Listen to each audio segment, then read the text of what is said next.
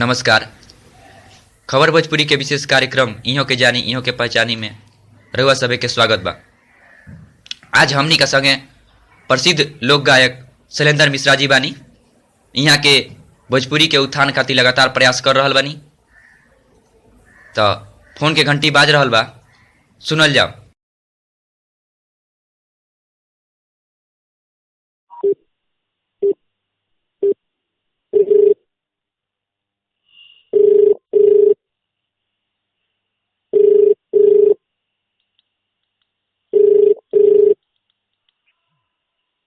हाँ हेलो।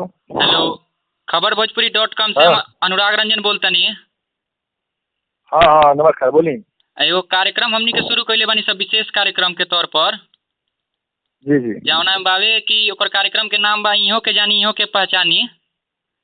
अच्छा। एमे हमनी के मान ली कि कोई अगर अच्छा लोक गायक मने सकारात्मक जगह होता, चाहे केहू अच्छा हाँ, लिखता, चाहे केहू मतलब जो भी भोजपुरी खातिर जो सकारात्मक कार्य कर रहल बाटे ओकरा से थोड़ा सा बातचीत कइल जाला, ओकरा के लोग से ओकरा बारे में बतावे के कोशिश कइल जाला। वाह, हाँ, बहुत अच्छा बात। तो यही कड़ी में हम मने पिछला 2 गो अथी कइले बानी। तो एगो अनुभा राय के कइले रहनी आ एगो जौन ललका गुलाब अमित मिश्र जी डायरेक्ट कइले बानी वहाँ के हम अथी कइले रहनी। तो अब की सोचनी कि रउआ के अथी कार्यक्रम में शामिल कइल जाओ। जरूर जरूर। तो मने जी राउर एल्बम 2 गो आइल बाटे ने हम मने नया में एगो फगुनी बयार को आइल बाटे आ एगो स्पेशल मने वैलेंटाइन वीक चलत राउर एगो गाना आइल लखा हमर चैती तू हमर कजरी तू। हाँ हाँ, तो मने बहुत लोग एकर सराहना कर रहल बाटे। अच्छा। दोसर बात बा कि सबसे बड़हन बात बा कि सकारात्मक बाड़ी स। जी जी। भोजपुरी में जौन अश्लीलता फैलल बा सबसे परे हट के एगो मने बहुत बेहतरीन काम रउआ कर रहल बानी। तो ई हमनी ऐसन मने जे भोजपुरी के अच्छा चाहताटे, चाहे भोजपुरी में जे मतलब जौन भी थोड़ा सा अथी बाटे आ गइल बाटे कमी, ओकरा के जे दूर करे के चाहता ओकरा खातिर बहुत सकारात्मक संदेश भी बावे। ओकरा मने अथी भी हो रहल बा कि एगो उम्मीद के किरण दिख रहल बावे कि लोग अच्छा कर रहल बा। जी, कोशिश करिए बा। हाँ, तो यही कड़ी में हम रउआ से बात करब। जरूर जरूर। जी, तो मने हमारी ई बावे कि जैसे रउर एल्बम आवत बाटे, आप लगातार आ रहल बाटे। जी। हमनी के मान ली कि खबर भोजपुरी के पाठक बावे, चाहे जितना भी भोजपुरिया बावे ओकनी के लगे हमनी के एकरा पहुँचावे के आदमी प्रयास करेला। जी। तो 2 गो चीज होला कि बढ़िया पर एगो तो मने अथी रिस्पांस आवत बाटे और गाना उना के सुन के लोग जे हमनी के अथी देता, प्रतिक्रिया देता। दूसर चीज बा कि मने एगो अथी हो रहल बा, एगो लीक से हट के काम हो रहल बाटे। तो ई बहुत लोग पसंद कर रहल बाटे। तो अच्छा बा। तो हम ये जाने के चाहेम कि मने जौन फागुन के मौसम चल रहल बाटे, चूँकि हाँ तो अभी पूरा मने बहुत सारा गायक लोग के गीत आ रहल बाटे, लेकिन ओमे मने ऐसन अथी बाटे कंटेंट रहत बाटे कि जौन के आदमी मने चाह के भी ओकरा के आगे नहीं के बढ़ा सकत। हाँ बिल्कुल। राउर गीत बारी से, चंदन दीदी के गीत बारी से, सब गीत बारी से जौन के आदमी मतलब बिना सोचले आँख मूंद के कह सकता कि ना एकरा के कोनो शेयर करे में चाहे केहू के सुनावे में कोनो दिक्कत नहीं है, हर्ज नहीं है। जी ठीक।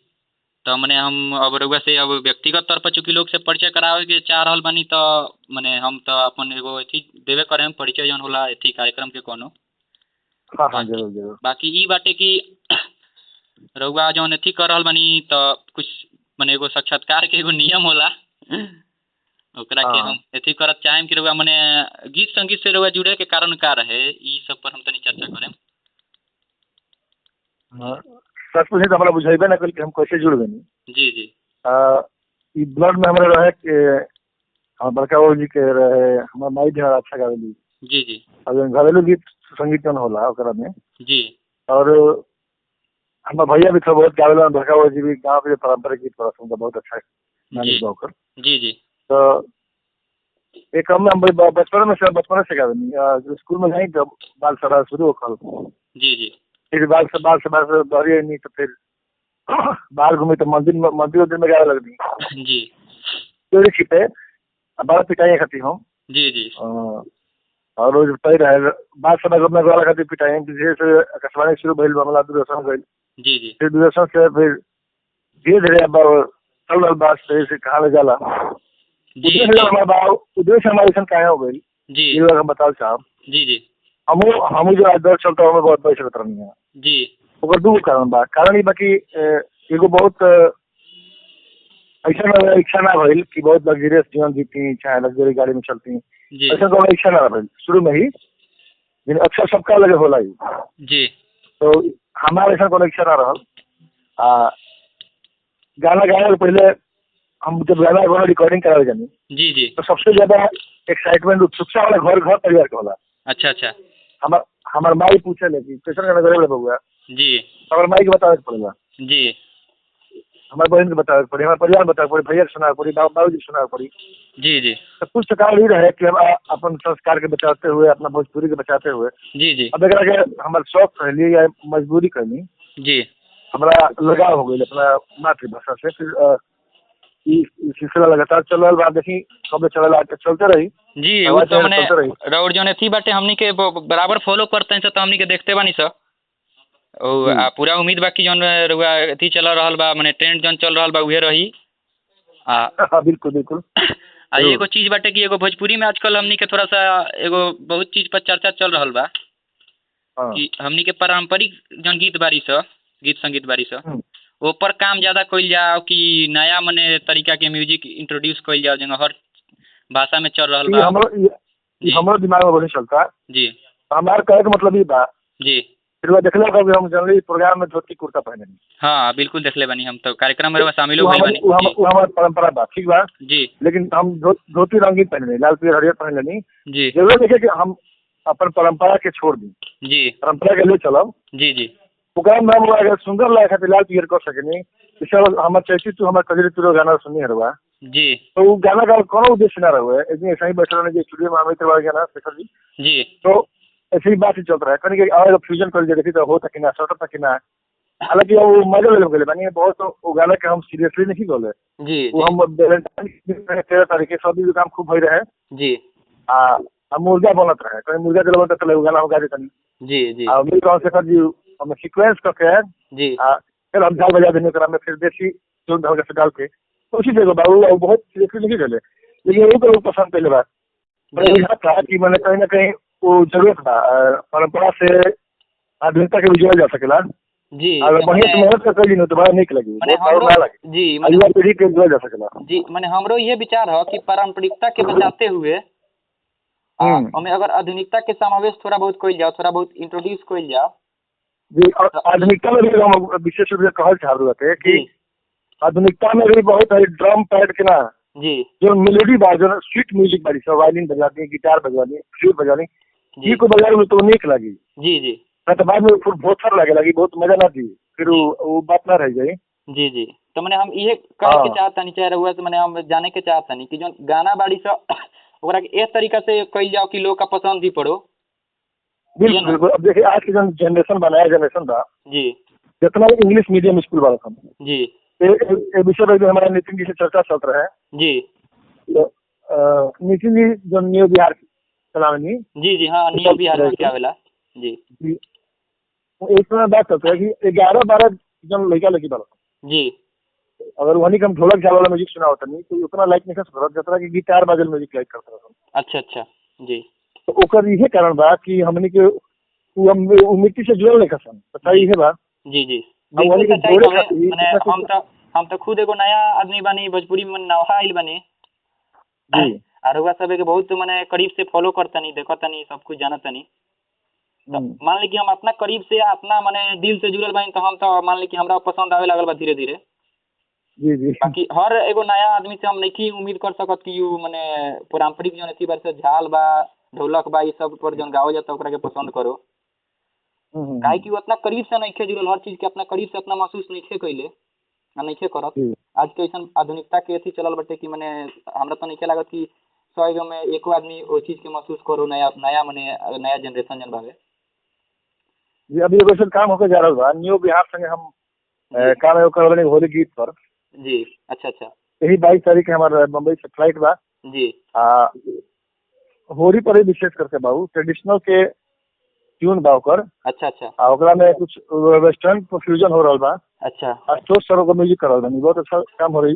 जी उम्मीद बाकी अच्छा लगे पब्लिक के ही, जी सबके अच्छा लगे, भोजपुरियन के बहुत अच्छा लगे, खासकर नया पीढ़ी के अच्छा लगे, जी उम्मीद बा हमरा। जी। तो चलिए बहुत बढ़िया बाटे एल्बम जो आई रहू न्यू बिहार का अथी माध्यम से एक अथी मैंने हम व्यक्तिगत तौर पर खबर भोजपुरी का परिवार का तरफ से हम तो बधाई या शुभकामना पहले ही दे देते नहीं। बहुत बहुत धन्यवाद। काहे कि हमरा के ऐसा मतलब इतना रउआ पर अथी बावे चाहे हमनी के माने जन जितना भी सकारात्मक भोजपुरी में काम कर रहा बा जे भी लोग हमनी के टीम से जुड़ल बा ओकरा पूरा रउआ पर अथी बा कि रउआ जन कुछ खबर करके लिया होतनी तो हमरा के माने शेयर करे में केहू से बतावे में कोनो तरह के संकोच नहीं थे, एकदम एकदम आंख बंद करके जी, क्योंकि हमार कोनो गाना पहले हमारा परिवार से होके गुजरेला। जी जी बिल्कुल ये एगो सबसे ये हमारा दायित्व बा कि जौन गाना हम अपना परिवार के ना सुना सकनी जी दूसरा के सुनावे के अधिकार हमरा नहीं। सही बात बाटे। के वजह से ये नु बाटे कि जौन रउआ अपना घरे सुना देता नहीं तो फिर ओकरा में कोनो अथी नहीं करा जाता, घर के लोग ओकरा के सुनाता अच्छा कहता तो फिर सोचे वाला बातें नहीं है कि वो गाना कबो खराब भी हो सकेला, अश्लील भी हो सकेला। जी और एगो बात कहतनी कि जैसे मैंने दूगो और एल्बम बाड़ी से एकर बहुत माने हमनी के अभी एगो और कोशिश कर रहल बानी से जननी जी कि जौन भी गायक चाहे रो माने जैसे गाना गा रहल बानी तरह और गाना के हमनी के बहुत अथी से यूट्यूब पर भी देख रहल बानी सा कि कम लोग थोड़ा सा व्यू कर पाओ तटे देख पाओ तटे तो हमनी के प्रयास बा कि लिंक के शेयर करके अधिक से अधिक लोग तक पहुंचावल जाओ, ओकरा बारे में बतावल जाओ, ते पर थोड़ा सा काम पर हमनी के करम सन। तो धीरे धीरे मने रहुआ हम अपन अथी को भरोसा देता नहीं, एगो मने एगो कलाकार के भरोसा बहुत बड़का चीज होला कि ओकरा अगर भरोसा मिले जी तो हम अपन अथी करता नहीं कि हम मने कोनो और गाना होता तो ओकरा के 1000-2000 आदमी तक जरूर अपना स्तर पर पहुंचावे के ओकरा के प्रयास करें। बिल्कुल बिल्कुल जी जी अब एगो अब मने मान ली कि एगो साक्षात्कार टाइप के चलता तो ये में 2-3 गो और सवाल हम पूछे के चाहें। जरूर पूछी। मने रहुआ गीत संगीत से जुड़ल बानी तो में बहुत सारा रहुआ अनुभव भइल होई चाहे बहुत सारा चीज देखत तनी रहुआ करीब से अनुभव करतनी तो हम जाने के चाहम कि ऐसा कोनो वाक्य कोनो ऐसा समय आई लोग कि जब लागल हो कि ना गीत संगीत हमरा छोड़ देवे के चाहिए। अक्सर हो जाला, देखिए कलाकार के अगर साफ सुथरा काम करे के बाद तो कहीं ना कहीं आर्थिक समस्या इधर करला। जी बिल्कुल ये बहुत बड़ा कभी जैसा जी कभी जैसा होला जी कि बहुत कुछ आदमी काम कर चाहला और धनाभाव में ना कर पावेला फिर तो ओकरा खातिर तनी सा कहीं कहीं बुझाला, लेकिन कुछ दोस्त में तो ऐसा माना जो बोल देला जी फिर ऐसा में कुछ काम हो पावेला। जी उम्मीद है कि आने वाले समय में अच्छा से अच्छा काम होई। जी जी एक माहौल बन रहा था जी और न्यू बिहार के जन प्रोजेक्ट बा हमरा बहुत उम्मीद बा उसे। अच्छा जी अच्छा काम होई जी। तो मैंने मान ली कि जब रहुआ कोनो तरह के अथी आवत हुई मान ली कि सब आदमी के आवेला अपना जिंदगी में कोई ऐसा समय आवेला कि लागेला कि ना हम जन कर रहल बानी तो छोड़ देवे के चाहिए चाहे जैसे कोनो विशेष फायदा नहीं निकलत तो ओ समय में एगो प्रेरणा के माने जौन एगो का कहल जाए ओकरा के अथी सोता निकलेला फूटेला चाहे जौन एगो कहल जाए कि एगो ऐसा चीज होला जौन की प्रेरणा देवेला तो रउरा जिंदगी में प्रेरणा के बावे? देखिए प्रेरणा स्रोत तो हमारा भिखारी वाला के माने नहीं जी भिखारी ठाकुर के भी कुछ हम तनी मनी पढ़ले बनी उनके बारे में। जी जी अब यार हम तो बहुत अभी ठीक बनी वहाँ तो बड़ी कठिन दौर में काम कर बनी। जी जी हमने के तो काफी सुविधा मिल रहा तो काफी स्टूडियो वाली सर काफी म्यूजिशियन हो गए जगह जगह तो दिक्कत नहीं थे। जी जी सीखे के भी जगह जगह मिल जाता जी। हाँ तो गाँव से जो मैंने हमारा सीखे में बहुत आसान है, गाँव से जो सीखे का तरीके से जी जी बिल्कुल जी जी। तब एगो और चीज बा कि जैसे मान ली पारंपरिक गीतन पर काम करतनी जी हमरा ऐसा अपन व्यक्तिगत अनुभव आवे चाहे अभी तक हम देखत तानी कि ऐसा दिक्कत आवत है गायक लोग का चाहे जौन भी जे अच्छा करे के चाहता कि पारंपरिक गीतन के चाहे जैसे मान ली कि अथी रहे का कहला जौन भी गीत बारी से ओमे एगो टोन रहत रहे पहले एगो माने ओकर एगो विशेष राग रहत रहे बिल्कुल बिल्कुल पकड़े में आज का दौर में दिक्कत होता है गायक लोग के। ओकर एक मात्र कारण ही बा जी कि हमने के सही पूछी तो शुद्ध भोजपुरी बोलते नहीं जा ना शुद्ध हिंदी बोलते नहीं जा। जी जी बिल्कुल मैंने खिचड़ी हो गई बेटे तो हाँ हमने के बोली के प्रभाव बनो वो हमने गीतन पड़ जाता जी। आप पारंपरिक गीतन के विशेषता ये रहता कि वो टोन के जन प्रभाव होला नो जी। तो अब हम एगो शब्द मान ली घरवा का एक बा जी तो अब ज्यादा हिंदी हम बोल तो घरवा कहाई जी बिल्कुल बिल्कुल और कहे घरवा जी तो फिर वो टोन खत्म हो जाएगा। अच्छा अच्छा तो एक विशेष जना आधुनिक जो पीढ़ी भी है एक चीज के संदर्भ जी गांव से लिया के गाँव लेखा परोस दियल बहुत मुश्किल काम बात है। जी जी बहुत कुछ आके स्टूडियो में रिफाइन हो जाए जी स्टूडियो में म्यूजिक डायरेक्टर बैठा है रिकॉर्डिंग थोड़ा ऐसे कर देंगे तो अच्छा हो जाएगा। जी तो वो जा आके वो अपना के बदल दिला। अच्छा अच्छा लेकिन हमने कलाकार हमने कल जैसन वैसे बनाई बहुत सुर के फेरा में नहीं पड़ के जी भाव हमको अपने भाव आना चाहिए। देखिए भोजपुरी ताल विशेष गायकी है। जी बिल्कुल सुर विशेष गायकी के बनावे कोशिश में एक मूल रूप खत्म हो जाता है। जी वो ताल होला वो ताल में वो भाव होला ताल में ही गवाला विशेष रूप से जी जी हमने के दिमाग में ताल होला जी और गाना होला। जी दिमाग में कौन भोजपुरी की परंपरागत जो चीज रहता उनमें गावत घड़ी कोनो सुर के बहुत ध्यान न रहला जी ताल के ध्यान रहला कि हम सारा ताल में गावे के बाद अच्छा इसे यही से दूसरा सुर रहला दूसरा सुर रहला अलग अलग स्केल में गावेला आदमी। जी तो ये भोजपुरी के मूल रूप है ये आत्मा होगा। जी जी जी एगो चीज बाबे जी कि राउर गाना जो ना होता है सप्तक फिल्म के माध्यम से होता है। हाँ वो हम सब तक फिल्म से अपने वो यूट्यूब अकाउंट था जी वही पर अपलोड होला। तो सप्तक फिल्म के बारे में भी कुछ बताइए और कुछ उद्देश्य हो कुछ मोटो वगैरह रखले हो सब तक फिल्म के तैयार करे हमारे यही कारण भाई हम अभी तक मान ली कि जितना कंपनी को ऑफर भाई जी हम जो लोकल भी बहुत कंपनी बनी माने कंपनी से हम गाना गावत नहीं जी वो कंपनी हमारा प्रचार करी जी बिल्कुल हमारा प्रचार करी तब अपना प्रचार करी जी तो जो हमारे खोले खातिर वो कंपनी खोलब तो चाहता ना देश के अमेरिया गाना वही परिवार मिल जाए। जी जी तो ओकरा से अपना के बचावे खातिर जी कि हमारे कंपनी बनावल पड़ल सही तो सीधा कि ओमे खाली हमारा रही हमारे टाइप के लोगों के गाना रही अच्छा हम दूसरों के गाना डालब तो उसने लोगों के गाना डालब। अच्छा अच्छा बिल्कुल चलिए एगो बहुत बढ़िया मने सकारात्मक बावे की रहुआ अपना अस्तित्व के बचावे खातिर मने जौन अभी तरह के अथी बाटे ओकरा खातिर एगो अपन चैनल बनौले बानी तो लोग मने पर डायरेक्ट व्यू कर जा करके देख करके राउर गाना से जुड़ सकत सीधे ना। जी जी जी जी चलिए बहुत बढ़िया बावे तो बहुत अच्छा लागल बात करके रहुआ से हमरो निकला फिर बात हुई ऐसा नहीं है कि जरूर ऐसा कार्यक्रम चालू कैले बानी कि जना में अक्सर बात होत रही जरूर हमरा ऐसा अपन अथी बाटे कि ऐसा बहुत कम लोग बाजे भोजपुरी खातिर सकारात्मक करता आज के डेट में जी जी तब हमरा बार बार एक ही आदमी से बतियावे के पड़ी ओकर राय लेवे के पड़ी ऊपर चर्चा करे के पड़ी। अभी देखिए अभी तो पहिलका अथी चलत हटे मतलब ई चरण चलत हटे तो सब कोई से हम एक बार पहले वाली बात कर लेवे के चाहता नहीं जी फिर दूसरा का राउंड में रहुआ से फिर बात हुई। जी जरूर आवे वाला राउर जौन एल्बम बारी से चाहे जौन नियो बिहार के साथे राउर अभी होली के गीत आई जी नियो बिहार से जी तो एकर हमनी के पूरा प्रचार प्रसार करम सो जरूर सही मने ई बाटे की रउरा एकरा एल्बम खातिर बहुत बहुत हमर पहले से शुभकामना बावे। जी बहुत खबर भोजपुरी के टीम रउआ साथे हर वक्त खड़ा बाटे जहां भी जौना तरीका के रउआ लागे कि ना हमरा मदद चाही चाहे मने लागे कि यहाँ से सहयोग मिल सकेला तो एकदम बेहिचक हमनी से साझा करी। जरूर हमनी के मने हमेशा कोशिश रही कि राउर मने एगो रउआ के अथी करके सहयोग देते हुए आगे बढ़ल जा। जरूर जी तो मने खबर भोजपुरी के परिवार रउआ के बहुत बहुत शुभकामना दे रहल बा कि भोजपुरी खातिर वो सकारात्मक करतनी लगातार कर रहल बानी ई एगो बहुत बड़का चीज बा कि शुभकामना की जरूरत बा जी मने लगातार रउआ अच्छा कर रहल बानी। वैसे तो हमनी के बहुत सारा जति से जुड़ल बानी तो आखर से जुड़ल बानी तो वो एगो बहुत बड़का प्लेटफॉर्म बावे वो अपना आप में मने भोजपुरी खातिर एगो बड़हन उपलब्धि बावे तो ऊपर भी कब आगे आदमी चर्चा करी विशेष तौर पर मैंने बात कही हुई था बाकी ये बात कही के मकसद रहल हमार ई जौन की मकसद रहुआ ठीक बताओनी लोग के जनौनी आगे राउर एल्बम आ रहल बटे तो फिर हम बहुत जल्दी रहुआ से पर एगो एल्बम से रिलेटेड चाहे फिर भोजपुरी से जुड़ल बातचीत के अथी करल जाई बातचीत कइल जाई। बाकी ई बाटे की रहुआ मने खबर भोजपुरी के पाठक के चाहे खबर भोजपुरी के देखे वाला जे भी बावे ओकरा के भोजपुरी से जुड़ल कुछ संदेश देवे के चाहत हो तो मैंने का कहने के चाहे हम चाहब कि शुद्ध रूप से भोजपुरिया हो जाए।